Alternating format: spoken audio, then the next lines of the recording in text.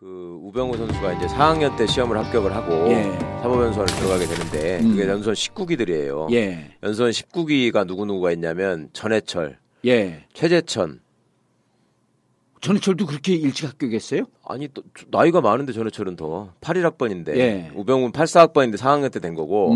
그래도 2, 3년 상관밖에 안 되네. 1988년에 하여튼 저 연수원에 입소한 게 19기들인데 거기 이제 그 전해철, 최재천 거기 다 19기들이에요.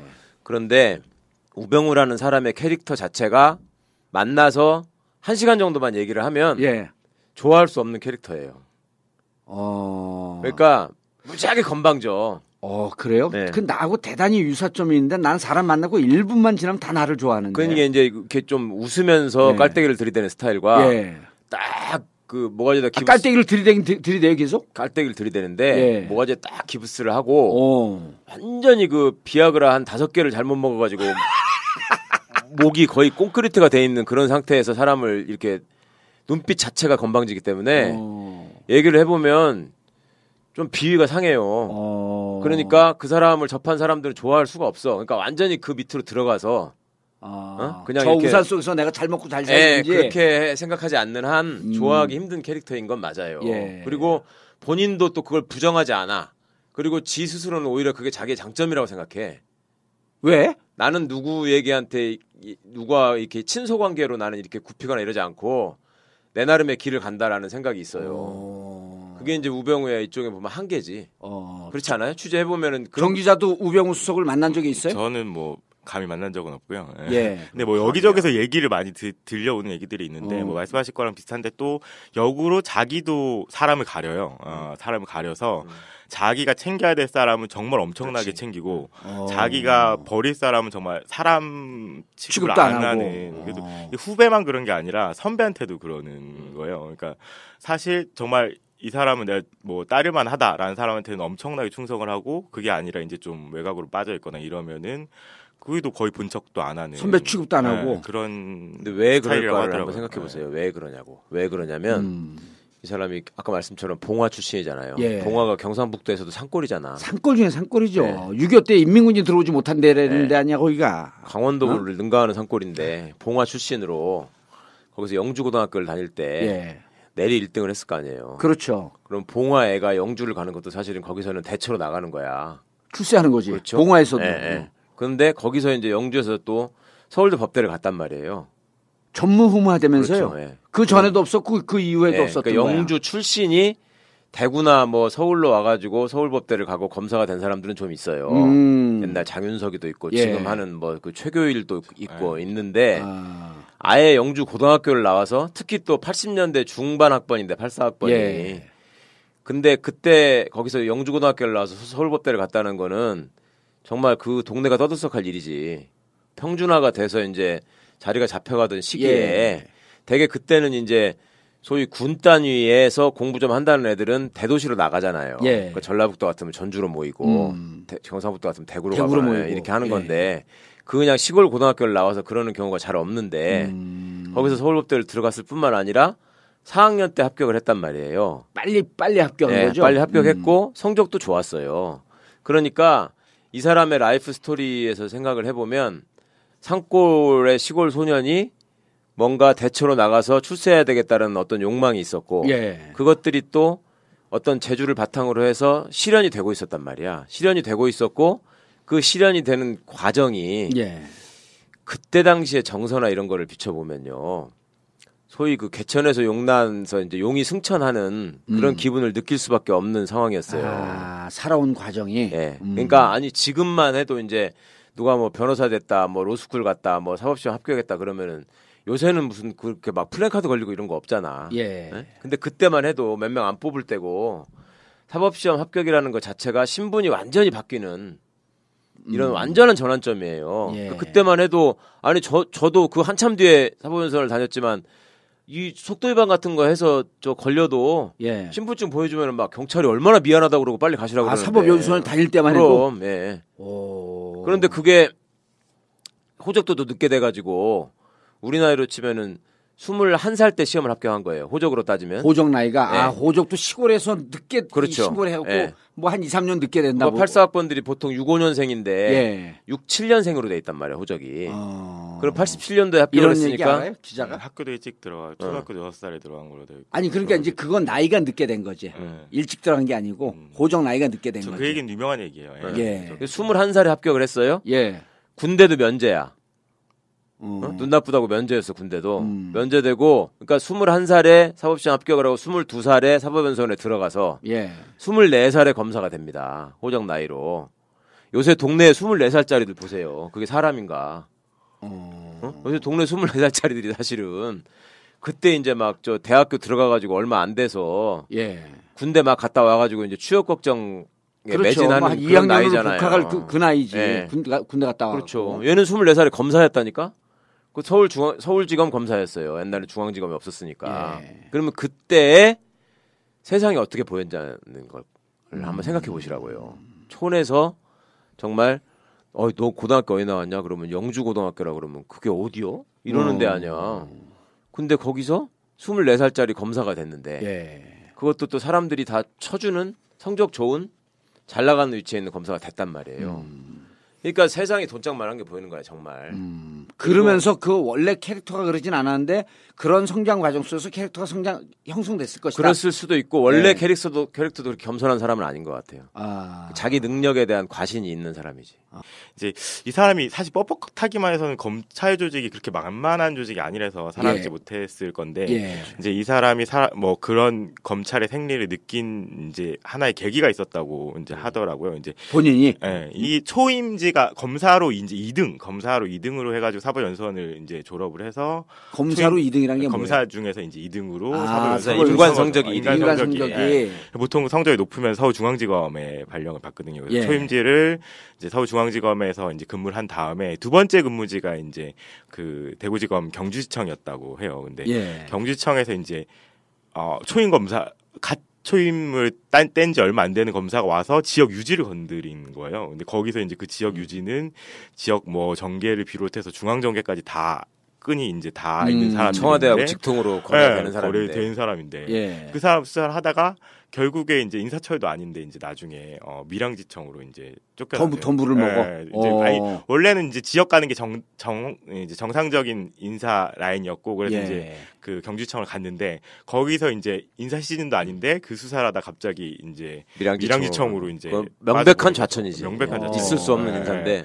근데 그걸 이제 그때 당시에 이제 경험을 하고 유지가 뭐 지역 유지가 이제 YS와 직접 선을 닿았다느니 뭐 이런 얘기들 많이 돌았었다고 하더라고요. 예. 근데 그때 그 뻣뻣했던 우병수덕도 내가 어디까지 뻣뻣해야 되고 어디 선에서는 굽혀야 된다라는 걸 이제 깨달은 거죠. 그러니까 이제 인생의 쓴맛을 처음 본 거예요. 누울 그 자리를 사건에서. 보고 누워야 되겠다. 네, 이제 그렇죠. 힘 있는 놈한테는 제대로 굽히고. 그렇죠. 진짜 센 놈한테는 내가 꿇어야 되겠다 이 생각을 그때 한 거지. 그래서 사실 재밌네. 사실 수사를 되게 잘한다는 평가가 되게 많아요. 예. 검찰 내부에서. 그리고 큰 수사도 많이 해봤고 뭐 보통 이제 특별 수사를 많이 해온 검사들을 뭐 특수통이라고 부르는데 예. 그 중에서도 되게 어떻게 보면 뛰어난 검사다라는 얘기를 많이 듣고 되게 강하게 또 수사를 해야 된다. 뭐 가령 삼성 에버랜드 전환사채 사건도 뭐 기소를 하고 막 이렇게 뭐 구조본 삼성 구조본 압수수색해야 된다 이런 주장까지 했었는데 그 길목길목마다 정말 이제 최고 힘 있는 검찰이 예. 검사 최고직이 여기까지는 끊자라고 하면은 그것도 받아들이는 또 검찰에 대해서는 미덕이죠 그게. 그러면서 이제 검찰로서 정말 안 좋은 거를 몸소 체험하면서 그것을 완벽하게 적응한 케이스네. 그러니까 어떻게 보면 세상에 대한 적응력이 되게 뛰어난 거죠. 그런 거 있어요. 한번 생각을 해보세요. 이제 내가 검사장이야. 예. 근데 이제 누구를 조지는 수사가 시작이 됐어요. 예. 예를 들어 재벌을 상대로 이제 수사를 하는 거예요. 그러면 수사를 강력하게 세게 하는 검사가 좋겠어요? 대충 부드럽게 하는 검사가 좋겠어요? 세게 하는 검사가 좋죠. 왜? 그래야지 레버리지가 하나 딱 생기니까. 그렇죠. 네. 이 세게 조져야지 검사장 입장에서는 네. 저 우리 평검사인데 내 말을 잘 안 들어. 그렇죠. 그러면서 그 재벌이나 이쪽 가고 당신들이 좀 잘해야 될 거 아니야. 그래야지 이것저것 부정한 떡고물들이 쫙쫙쫙쫙 보일 그렇죠. 거 아니야. 맞아요. 역시 이 네? 전략과 권력의 생리를 아시는 분이에요.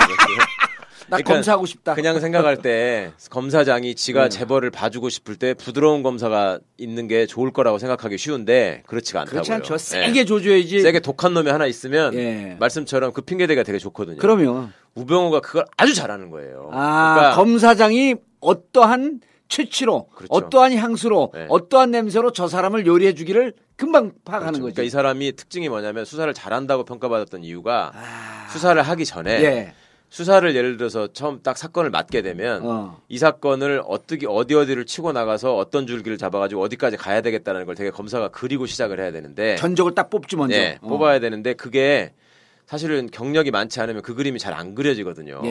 그러니까 나는 그냥 열심히 일을 하고 부장이 끌고 가겠지 이렇게 생각하는 애들이 많아요. 그런 경우가. 그리고 내가 뭐 이걸 끌어봤자 되겠나 이런 생각을 할 텐데 우병우는 그런 수준은 아니야. 자기가 쫙 주변을 조사를 해요.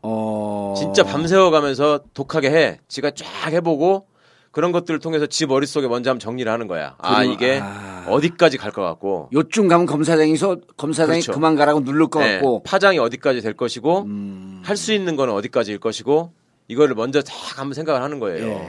그래가지고 이제 막상 수사가 시작이 되면 그 피의자를 수사하는 입장에서는 기선을 제압하는 게 되게 중요하거든. 그렇죠. 그렇죠. 이게 이제 살살 거짓말하고 뭐 이렇게 못하게 그 두 가지 방식이 있어요. 하나는 인간적으로 이 사람한테 네가 어차피 이렇게 돼 있는 상황에서 나한테 너는 의탁하는 수밖에 없다.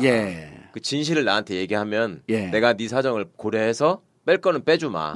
이렇게 하는 기법이 하나 있고. 난 거기에 너무 잘 넘어가. 하나는 아예 그냥 짓밟아버리는 거야. 처음부터. 거지. 한모 검사가 그랬었잖아. 그렇죠. 저하고 싸웠던 한모 검사. 한모, 홍모 뭐 그런 걸로 유명해졌는데 예를 들면 그런 사람들이 쓰는 게 예전에 그런 거죠. 이제 좀 높은 사람이 소환돼서 오면은 들어오자마자 두들겨 패는 거지. 아니 문 앞에서 그것도 지가 하는 것도 개장시켜가지고 딱 오면은 누구야? 그러면 예, 저 홍길동입니다. 그러면 홍길동이 누구야, 임마? 무릎 꿇고 손 들고 있어. 이러는 거야. 들어오자마자 재벌 총수가 들어왔는데 예를 들어서 뭐 내가 재무부의 저 세제실장이나 뭐 이렇게 나름 굉장히 잘 나가는 1급 2급 공무원들. 딱 왔어. 근데 뭐 이제 오늘 때도 사실은 마음 불편하게 왔을 거 아니에요. 왔는데 문 열고 들어가지고 저 뭐 왔는데 그러는데 검사는 쳐다보지도 않고 그 앞에 새파란 계장이 너 누구야? 그러면 홍길동이라고 그랬는데 그렇게 한단 말이에요. 그러면 거기서 무릎 꿇고 손 들겠어요, 안 들겠어요? 무릎 꿇고 손 들지. 자기는 처음 오는 데고 낯선 데니까. 그러면 뒤에 철문 각 층마다 검찰청 철문이 있잖아요. 철문이 뒤에서 덜컹 다치는 그 소리가 그렇죠. 나는 순간에 심장이 뚝 떨어진다는 거 아니야. 제 아무리 잘 나가는 놈도 무릎 꿇고 손 들게 돼 있습니다, 거기서. 그러니까 변호인의 조력을 받을 권리가 중요한 거예요. 근데 그 시절만 해도 그럴 때가 아니기 때문에 검사들이 뭐 지가 누구 때려가지고 자백받았다 이런 거를 무용담처럼 할 때가 7, 80년대에 있었단 말이에요. 그러니까 그런 사람들 오면은 그렇게 해놓고 무릎 꿇고 손 들고 난다긴다 하던 공무원이 이러고 한 10분만 있으면 무슨 생각이 들겠어요. 진짜 내가 어쩌다가 신세가 이렇게 됐나부터 시작해가지고 좀 죽고 싶지 않겠어요?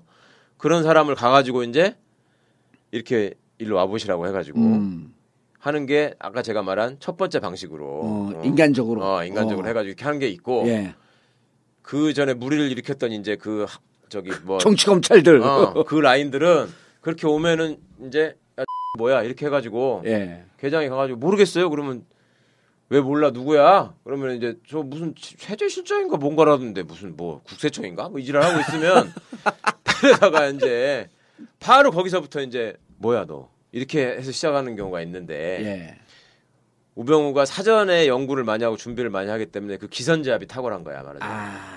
바로 꼬랑지 내리고 오줌 싸게 만드는구나. 완전히 지려버리게 만드는 거예요. 그리고 조사를 받은 사람으로 하여금 정말 모멸감을 넘어서서 그냥 나 얘하고는 이제 뭐가 안 되겠다 이렇게 만들어 버려요. 그러면 위에 사람들이 보기에는 너무 좋지. 검사가 그렇게 완전 조져놔. 그러면 부장이나 누가 가가지고 다 달래지. 왜 그러셨냐고. 그냥 가가지고 이렇게만 해도 그냥 눈물을 날 정도로 고마운 거지. 그렇게 만들어 놓고 나중에 이제 이거를 딱 와서 보고를 한단 말이에요. 이거는 여기까지 나왔고, 이것까지 할 수 있는데 메뉴를 딱 정해주는 거지. 알아서 드십시오. 이렇게 딱 하면 부장이나 검사장한테 알아서 드십시오. 이렇게 하면은 걔네들 입장에서 볼 때는 이렇게 유능하고 훌륭한 애가 없는 거죠. 수사를 잘한다라고 하는 것은 그냥 표면적인 거고 사실은 검사로서 가지 말아야 될 행태를 다 보인 거네.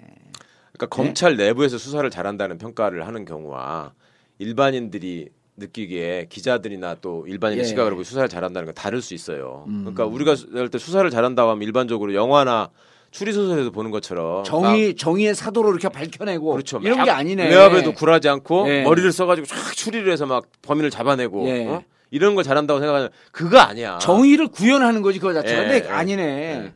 취소해 언론 수사 잘한다는 거. 아니 이제 그 검찰 내에서는 검찰 내에서 검찰 내에서는 이거 돌파라고 하는데 이게 고비고비마다 안 풀리는 이제 고리들이 있어요. 이거 뭐 목적지가 저기 뭐 회장이 됐던 국회의원이 됐던 딱 있는데 거기까지 가려면 되게 많은 단계를 밟아가야 되는데 이제 그걸 잘 푸는 거죠. 잘 풀고 고비고비마다 뭐 이제 아까 변호사님이 말씀하셨던 방식이 됐던 여러 가지 방식을 사용해서 잘 풀고 원하는 결론을 딱 갖다 내고 또는 자기가 이제 얘기를 하는 거죠. 뭐 A라는 방향이 있고 B라는 방향이 있으면 뭐 우수원 그렇다고 하더라고. 이거를 A도 있고 B도 있습니다라고 보고하는 게 아니라 A도 있고 B도 있는데 B로 가야 됩니다. 이렇게 얘기를 보고하는 거예요. 그 가장 훌륭한 PT 하는 사람의 특징이에요. 엄청나 이제 그런 거에서 엄청 좋아하는 거죠. 윗사람들은. 그러니까 우병우가 모셨던 상관들은 다 우병우 수석을 다 좋아하는 게 만들고 그렇게 힘이 모이니까 또 이제 돌파력도 생기고 이제 어쨌든 많은 이제 지지자들도 소수지만 되게 좋아하는 후배들도 많아요. 그래서 그래요? 네, 되게 좋아하는 후배들도 많고 그들이 또 다 검찰에 대해서 지금 엘리트고 그러니까 같이 일을 할 때 여기가 예를 들어서 한 고참 검사로 일을 하고 수사팀이 만들어졌는데 후배들이 있다고 해보세요. 그럼 후배들이 예를 들어서 그 아주 결정적인 그 집사 같은 사람들 있잖아. 돈 관리하고 뭐 그런 사람들이 또 예를 들면 김백준이 같은 사람들 그런 사람들이 온갖 경험을 쌓아서 그것도 노예질 때 노예졌기 때문에 그거를 이렇게 치고 가서 김백준을 통해서 이명박을 잡으려면 쉽지 않단 말이에요. 그게. 그렇죠. 그럴 때 우병우가 딱 나타나서 내가 들은 얘기는 김백준이 같은 경우에는 예를 들어 김백준 정도의 레벨에 있는 사람은 조사를 받으러 가도 검사한테 쫄지 않아요. 그렇죠. 응? 딱 하면서 검사가 기싸움을 한단 말이야. 그렇죠. 그리고 앉아가지고 딱 턱도 괴고 있고 뭐 이렇게 팔짱 끼면서 끼고서 이렇게 얘기하고 이렇게 하는 경우가 있단 말이에요. 그러면 대개 검사들이 그런 걸 지적했다가 나중에 이놈이 언론에 알리거나 해가지고 내가 구설에 오르는 경우, 예를 들면 나한테 저놈이 인권을 침해했다. 뭐 이런 식으로 해서 기시다는 게 두려워서라도 그 심하게 못해요. 일반적으로 사람이. 근데 우병우는 딱 들어서자마자 뭐야 안 풀어? 딱 이렇게 하는 거야. 그러면 이 사람 입장에서 아무 검사도 여태까지 그런 적이 없는데 못 보던 검사가 하나 와가지고 그렇게 얘기를 한단 말이지. 검사님 무슨 말씀을 그렇게 하십니까? 이렇게 이제 얘기를 한단 말이죠. 그러면 이제 정봉주가 조선일보 기자 잡듯이 이 어디서 모가지에 기름기가 껴가지고 이렇게 되는 거예요. 그러면 얘는 자기도 모르게 이렇게 풀고 이렇게 되는 거야. 그리고 웬만한 사람은 이렇게 하다가 이제 또 엉기고 왜 내가 이거 왜 이거 뭐 풀면 안 된다고 어디 법에 나와 막 이렇게 덤빌 거 아니에요. 근데 몇 번 해보다가 자기가 쪽팔려서라도 이제 많은데 우병우는 끝까지 너 안 풀어? 너 안 풀어 보자고 끝까지 달라붙어갖고 물어뜯는 거야 얘를. 그러면 얘는 풀어 결국은. 그러면 그거를 지켜보는 후배들의 입장에서 얼마나 존경스럽겠습니까 그게. 그런 면이 하나가 있고 윗사람들이 보기에는 그렇게 해서 이제 걔한테서 뭘 끌어낸 다음에 딱 안 될 줄 알았는데 와가지고 이렇게 다 나왔습니다. 메뉴가 여기까지 있습니다. 그럼 제가 보기에는 여기서는 소고기를 드셔야 됩니다. 이게 딱 얘기를 해준단 말이야. 그럼 그래? 그럼 소고기 먹으면 되는 거야? 먹으면 됩니다. 먹을 수 있어? 먹을 수 있어. 그게 딱 했는데 지가 이제 들고 가 검찰총장한테 가서 소고기 먹어도 된답니다. 그러니까 검찰총장이 그냥 이번엔 돼지고기까지만 먹어 이렇게 얘기를 한단 말이야. 그럼 얘도 이제 심사가 복잡할 거 아니에요. 지가 소고기 먹는다고 했는데 그럼 돌아가가지고 이제 말하기도 사실 좀 쪽팔리지.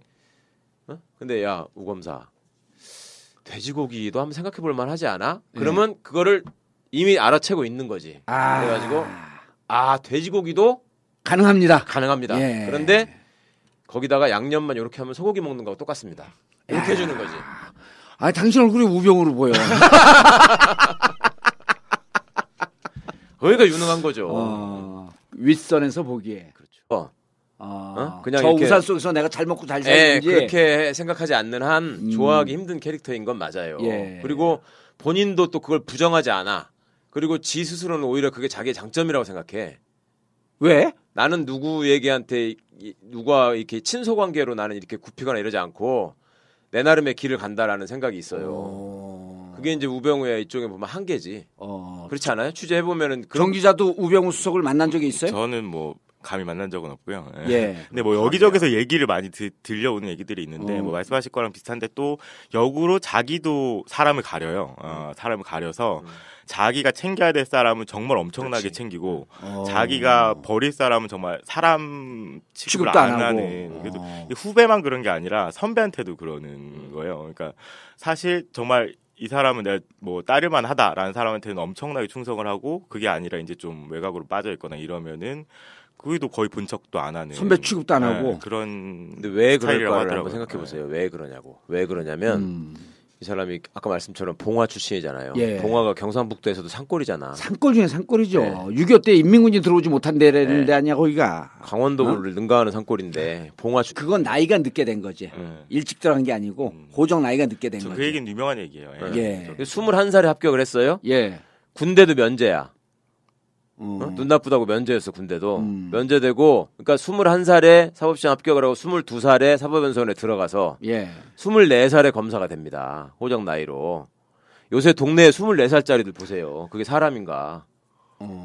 요새 동네 24살짜리들이 사실은 그때 이제 막 저 대학교 들어가가지고 얼마 안 돼서 군대 막 갔다 와가지고 이제 취업 걱정 매진하는 그런 나이잖아요. 복학할 그 나이지. 군대 갔다 와. 그렇죠. 얘는 24살에 검사였다니까. 그 서울지검 검사였어요. 옛날에 중앙지검이 없었으니까. 그러면 그때 세상이 어떻게 보였냐는 걸 한번 생각해 보시라고요. 촌에서 정말 너 고등학교 어디 나왔냐? 그러면 영주고등학교라 그러면 그게 어디요? 이러는 데 아니야. 근데 거기서 24살짜리 검사가 됐는데 그것도 또 사람들이 다 쳐주는 성적 좋은 잘 나가는 위치에 있는 검사가 됐단 말이에요. 그러니까 세상이 돈짝만한 게 보이는 거야 정말. 그러면서 그 원래 캐릭터가 그러진 않았는데 그런 성장 과정 속에서 캐릭터가 형성됐을 것이다. 그랬을 수도 있고 원래 캐릭터 출신으로 거기서 영주고등학교를 다닐 때 내리 1등을 했을 거 아니에요. 그렇죠. 그럼 봉화 애가 영주를 가는 것도 사실은 거기서는 대처로 나가는 거야. 출세하는 거지. 그렇죠? 봉화에서도. 그런데 거기서 이제 영주에서 또 서울대 법대를 갔단 말이에요. 전무후무하다면서요. 그렇죠, 그 전에도 없었고 그 이후에도 없었던 그러니까 거야. 영주 출신이 대구나 뭐 서울로 와가지고 서울법대를 가고 검사가 된 사람들은 좀 있어요. 옛날 장윤석이도 있고 지금 하는 뭐 그 최교일도 있고 있는데 아예 영주 고등학교를 나와서 특히 또 80년대 중반 학번인데 84학번이 근데 그때 거기서 영주 고등학교를 나와서 서울법대를 갔다는 거는 정말 그 동네가 떠들썩할 일이지. 평준화가 돼서 이제 자리가 잡혀가던 시기에 되게 그때는 이제 소위 군 단위에서 공부 좀 한다는 애들은 대도시로 나가잖아요. 그러니까 전라북도 같으면 전주로 모이고 경상북도 같으면 대구로 모이고 이렇게 하는 건데 그냥 시골 고등학교를 나와서 그러는 경우가 잘 없는데 거기서 서울법대를 들어갔을 뿐만 아니라 4학년 때 합격을 했단 말이에요. 빨리 합격한 거죠? 빨리 합격했고 성적도 좋았어요. 그러니까 이 사람의 라이프 스토리에서 생각을 해보면 산골의 시골 소년이 뭔가 대처로 나가서 출세해야 되겠다는 어떤 욕망이 있었고 그것들이 또 어떤 재주를 바탕으로 해서 실현이 되고 있었단 말이야. 실현이 되고 있었고 그 실현이 되는 과정이 그때 당시에 정서나 이런 거를 비춰보면요. 소위 그 개천에서 용나서 이제 용이 승천하는 그런 기분을 느낄 수밖에 없는 상황이었어요. 살아온 과정이. 그러니까 아니 지금만 해도 이제 누가 뭐 변호사 됐다, 뭐 로스쿨 갔다, 뭐 사법시험 합격했다 그러면은 요새는 무슨 그렇게 막 플랜카드 걸리고 이런 거 없잖아.